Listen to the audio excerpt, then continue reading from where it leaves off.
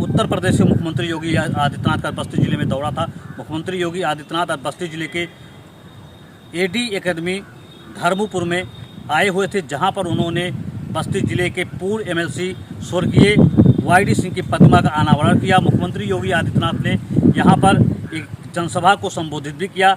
आपको बता दें, मुख्यमंत्री योगी आदित्यनाथ ने अपने संबोधन के दौरान विपक्ष पर जमकर निशाना साधा और भाजपा सरकार की उपलब्धियों को भी गिनाया। बस्ती जिले से विवेक गुप्ता, प्राइम न्यूज बस्ती। सरकार के 1 वर्ष पूर्ण होने पर उत्तर प्रदेश सरकार द्वारा महिला सशक्तिकरण को बढ़ावा देने के लिए पुलिस कर्मियों द्वारा जागरूकता रैली निकाली गई है। रैली जालौन से प्रारंभ होकर झांसी पहुंची, जहां झांसी के वरिष्ठ पुलिस अधीक्षक ने झांसी के लाइट चौराहे पर महिला सशक्तिकरण का संदेश देने वाली पुलिस कर्मियों को सम्मानित किया। इस दौरान नगर के जिले के तमाम महिला संगठन मौजूद रहे। वहीं उन्होंने महिलाओं के सम्मान को बढ़ावा देने के लिए तथा महिला अपराध पर अंकुश लगाए जाने के साथ महिलाओं को भी पुरुषों की अपेक्षा कंधे से कंधा मिलाकर चलने की बात कही है। इस दौरान जालौन से रैली प्रारंभ होकर झांसी पहुंची, जहां इलाइट चौराहे पर वरिष्ठ पुलिस अधीक्षक द्वारा उनको जलपान कराया गया। इसके साथ ही उनके कार्य की सराहना की गई और उनका हौसला बढ़ाया। हौसला बढ़ाने के बाद टीम को ललितपुर के लिए रवाना कर दिया। झांसी से रवि परिहार। मेरठ के किठौर थाने में उस वक्त हड़कंप मच गया जब एसपी देहात मेरठ अनिल कुमार निरीक्षण के लिए पहुंचे। अर्धवर्षीय निरीक्षण के दौरान पूरे पुलिस कर्मियों में हड़कंप मचा हुआ था। जो पेंडिंग विवेचनाएं हैं उनको जल्द पूरा करने की हिदायत दी गई। वहीं महिला हेल्प डेस्क को भी लेकर वहां समझाया गया, उनकी जानकारी ली गई। माल खाने की भी यहाँ पर बरामदगी जिस तरीके से हुई है और जितना माल पेंडिंग में पड़ा हुआ है या यहाँ पर बरामद हुआ है उसकी भी जानकारी लेते हुए एसपी देहात अनिल कुमार ने जो आधे काम पड़े हुए हैं उनका पूरा करने की हिदायत दी गई। वहीं थाना प्रभारी को सख्त तौर से सभी इन्वेस्टिगेशन ऑफिसरों को साफ तौर से कहा गया है कि जितने भी विवेचनाएं पेंडिंग पड़ी हुई हैं उनको जल्द पूरा किया जाए और जो पेंडिंग में गिरफ्तारी हुई है और गिरफ्तारी से बचे हुए लोग उनके वारंट जारी करके साफ तौर से उनकी गिरफ्तारी की जाए, उनको जेल भेजने का काम किया जाए। वहीं क्राइम जो लगातार बढ़ता नजर आ रहा है उन पर कंट्रोल करने के लिए एसपी देहात ने सभी थाना प्रभारियों को दिशा निर्देश भी दिए हैं और साफ तौर से कहा है कि चेक इन अभियान को प्रमुखता देखा जाए और जगह जगह चेक इन भी की जाए, क्योंकि हर तरीके से एसपी देहात अनिल कुमार ने पूरे मेरठ देहात क्षेत्र को अपने कब्जे में लिया हुआ है और जगह जगह लगातार देर शाम या दिन में लगातार चेक इन होती रहती है, जिसको लेकर कहीं ना कहीं क्राइम पर कंट्रोल करने की पूरी तैयारी की जा रही है। उसी को लेकर एसपी देहात अनिल कुमार ने साफ तौर से थाना प्रभारी को हिदायत दी है कि जितनी विवेचनाएं पेंडिंग है सभी इन्वेस्टिगेशनों को सख्त हिदायत देते हुए कहा है कि इनको पूरा किया जाए और जो गिरफ्तारी रह चुकी हैं, जो अभी पुलिस की गिरफ्त से दूर हैं, उनको जेल भेजने का काम किया जाए। अब जब से एसपी देहात अनिरुद्ध कुमार मेरठ पहुंचे हैं, उन्होंने इस कानून व्यवस्था को बनाने के लिए हर मुमकिन कोशिश की हुई है और आगे भी ऐसे ही करते रहेंगे। उनका साफ तौर से कहना है कि कानून की व्यवस्था ही हमारे लिए सबसे बड़ा उपलक्ष्य है। कैमरामैन वंश के साथ सलीम सैफी, प्राइम न्यूज मेरठ। मौजूद हूँ बलरामपुर के तुलसीपुर क्षेत्र में, जहां गैंगस्टर एक्ट में रिजवान जहीर जो टॉप 10 अपराधी हैं उनकी संपत्तियों को गैंगस्टर एक्ट में कुर्क किया गया है। जिलाधिकारी महोदय के आदेश पर ये संपत्तियां कुर्क हुई हैं और ऐसे उत्तर प्रदेश में बहुत सारे माफियाओं पे जो है जिस पे गैंगस्टर एक्ट का मामला चल रहा है उनकी संपत्तियों को कुर्क किया जा रहा है।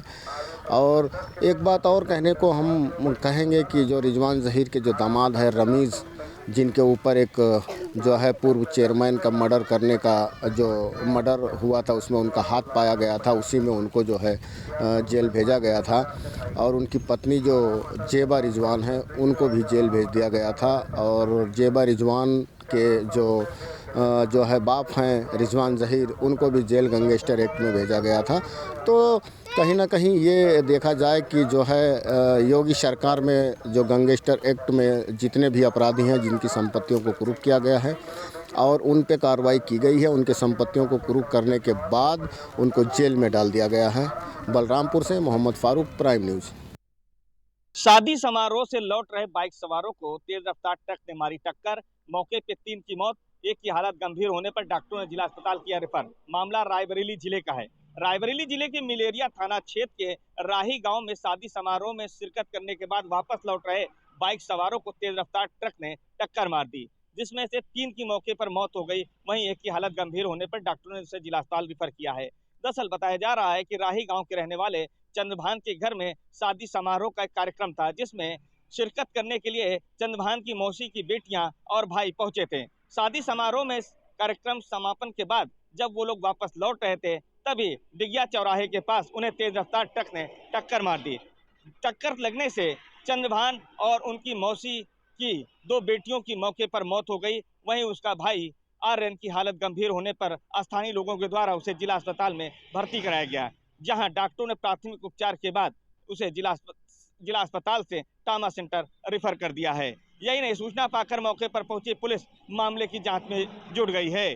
वहीं जब इस मामले पर संबंधित अधिकारियों से बात करने की कोशिश की गई तो लोगों ने बताया कि ट्रक ड्राइवर ट्रक लेकर मौके से फरार हो गया है। परिवार की तहरीर के आधार पर मुकदमा दर्ज कर विधिक कार्रवाई की जाएगी।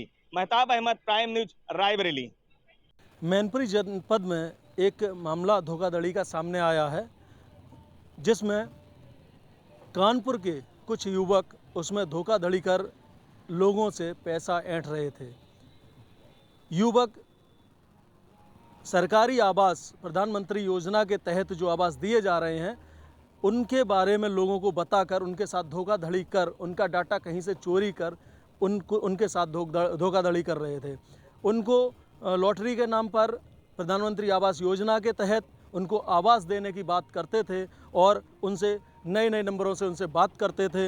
इसी का शिकार हुआ बाबूराम पुत्र श्याम बाबू निवासी मिर्जापुर भोगांव थाना क्षेत्र का एक युवक। उसने एक लिखित शिकायत पत्र पुलिस अधीक्षक मैनपुरी को दिया, जिसमें पुलिस अधीक्षक ने मामले को संज्ञान में लेते हुए साइबर सेल्स टीम और भोगांव थाना प्रभारी टीम को उसमें लगाया, जिसमें खुलासा करते हुए साइबर सेल्स टीम और भोगांव थाना पुलिस ने 6 आरोपियों को गिरफ्तार किया है। कानपुर के सभी आरोपी बताए गए हैं। सभी आरोपी जो पकड़े गए हैं उनको न्यायालय में पेश किया गया है। पुलिस अधीक्षक प्रेस कॉन्फ्रेंस के दौरान पूरी घटनाक्रम का बयां की है। जो आरोपी पकड़े गए हैं उनके पास से कुछ वीडियो फुटेज भी बरामद किए गए हैं। जैसे SBI बैंक में बैंक मैनेजर वहां पर कार्य कर रहा है और वहां वीडियो में एक आवाज़ आ रही है कि आप प्रधानमंत्री योजना के तहत जो बीमा है, बीमा के लिए और जो उसमें जो फाइल चार्ज रहता है उसके नाम पर 3500 रुपये लिए जा रहे हैं। तो लोग जो कम पढ़े लिखे लोग हैं वो उस पर यकीन करके उनको वो पैसे उनके अकाउंट में पेटीएम के माध्यम से कर देते हैं।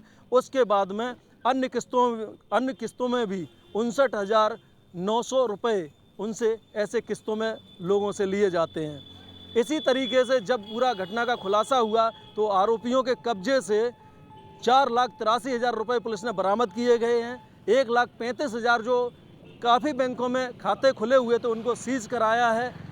उन खातों में 1,35,000 रुपया जमा है। सभी आरोपियों ने अपना जुर्म कबूल किया है और उन्होंने बताया किस तरीके से लोगों के साथ धोखाधड़ी करते थे।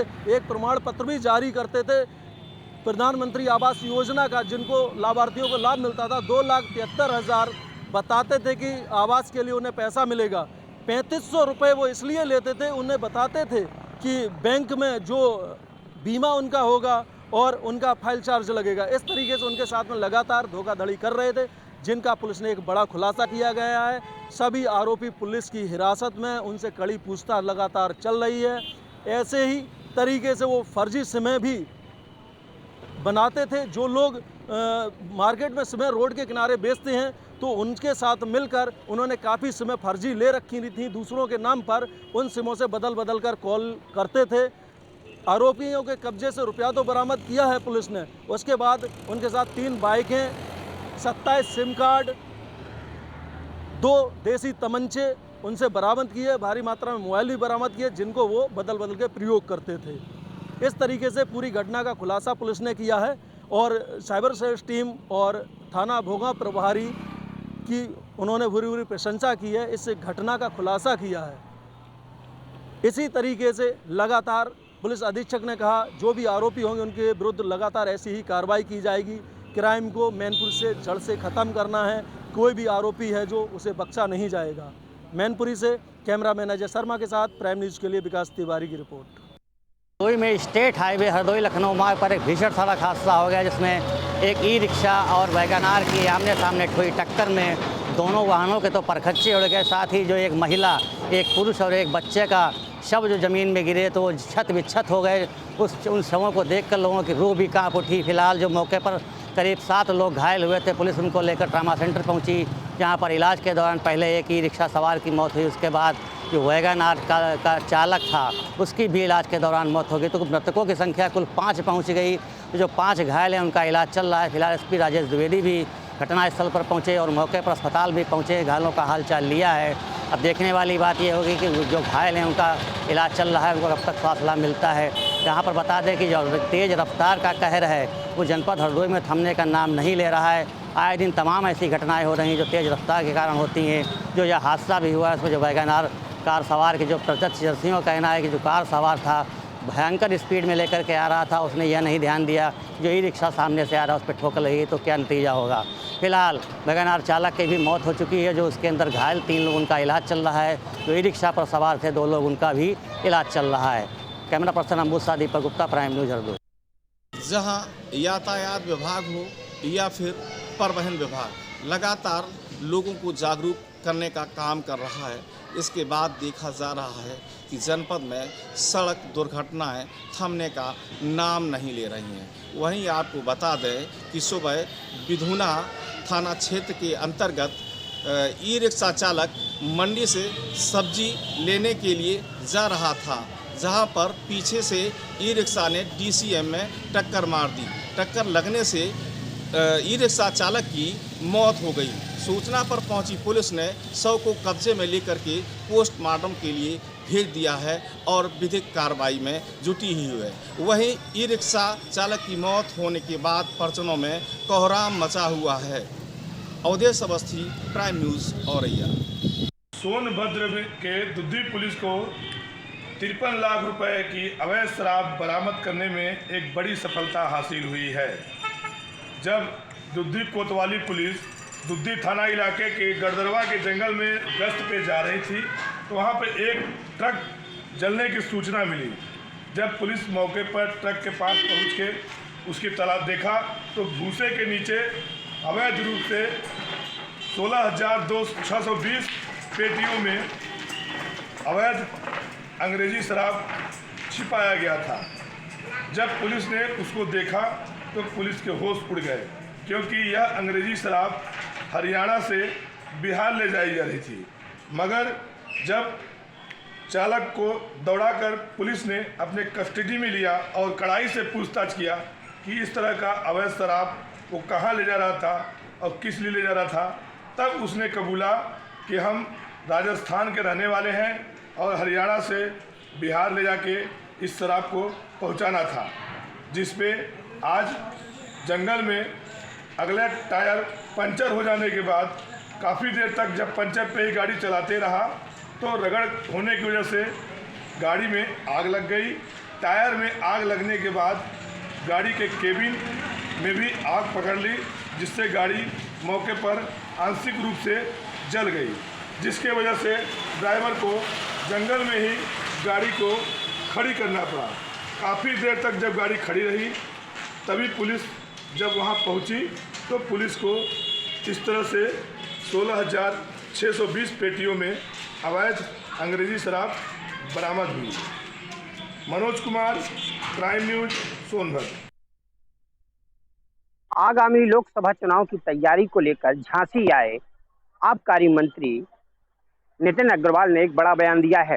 उन्होंने कहा है कि जो समाजवादी पार्टी लगातार अतीक अहमद के काफिले को चल रहे गाड़ी पलटने का आरोप और एनकाउंटर का आरोप कर रही है, वह पार्टी गुंडों और माफियाओं को संरक्षण देने का काम करती है।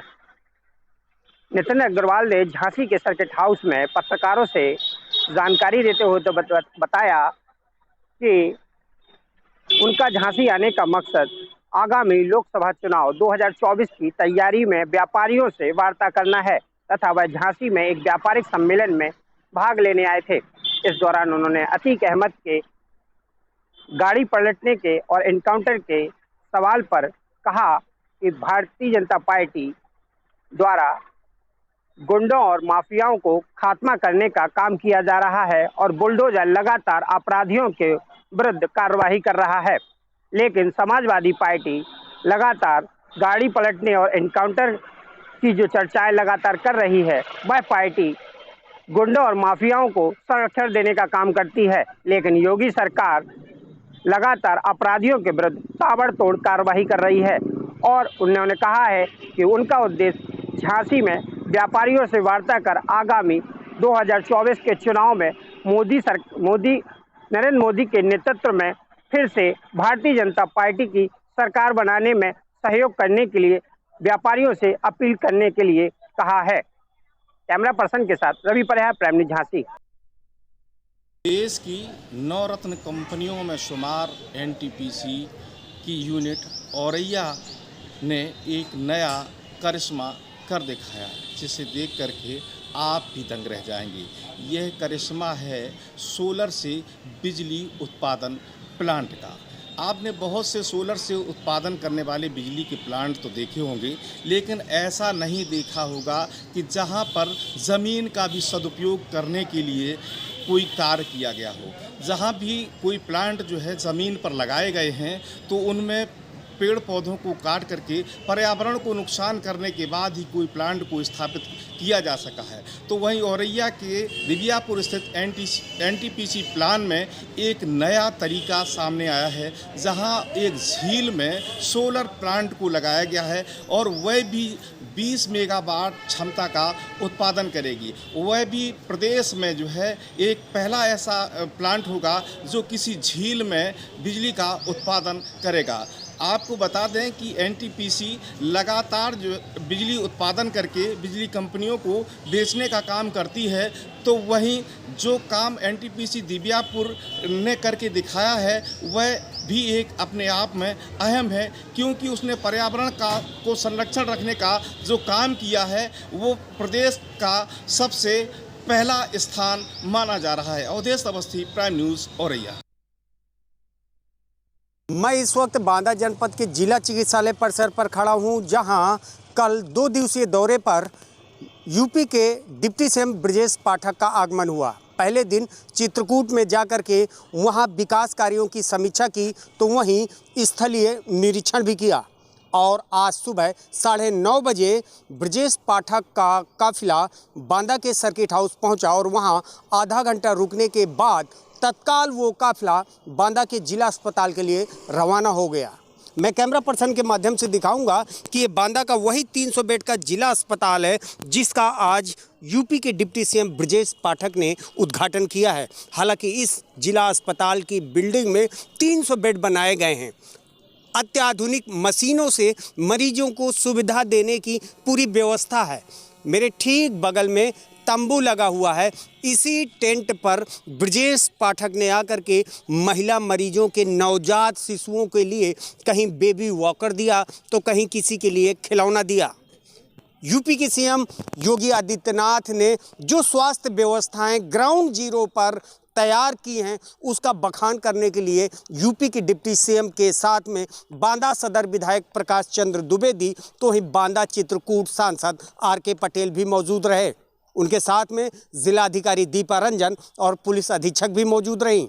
हालांकि 1 साल पूरे होने पर ब्रजेश पाठक ने यहां की जनता को सौगात दी है।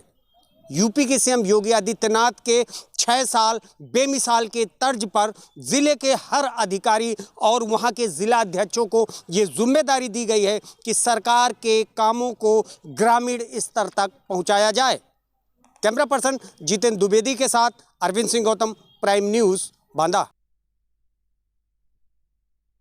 जनपद अमरोहा में लगातार तेज रफ्तार का कहर देखने को मिल रहा है। आज जनपद में लगभग 3 तेज रफ्तार के कहर देखने को मिले हैं, जहां तीनों युवक की मौके पर ही मौत हो गई। जी हाँ, हम बात कर रहे हैं अमरोहा जनपद की, जहां पर रजबपुर थाना क्षेत्र में तेज पिकअप ने एक अज्ञात खड़े वाहन में जोरदार टक्कर मार दी, जहां टक्कर इतनी तेज थी कि जो पिकअप चालक था उसकी मौके पर ही दर्दनाक मौत हो गई। सूचना मिलने पर पहुंची पुलिस ने शव को पोस्टमार्टम के लिए भेज दिया है। ऐसा ही मामला हसनपुर थाना क्षेत्र में आया है, जहां एक युवक वहां खड़ा था और दूसरे युवक से बात कर रहा था। तभी अचानक बाइक सवार ने तेज गति में आकर उसके टक्कर मार दी, जहां खड़े युवक की मौके पर ही मौत हो गई। यह मामला कोई आखिरी नहीं है। एक और ऐसा ही मामला जो थाना अमरोहा देहात थाना क्षेत्र का है, जहां पर दो चाचा भतीजे आपस में बात कर रहे थे और पीछे से बाइक सवार ने आकर तेज रफ्तार का कहर फिर दिखा दिया और उनके जोरदार टक्कर मार दी, जिससे वहीं मौके पर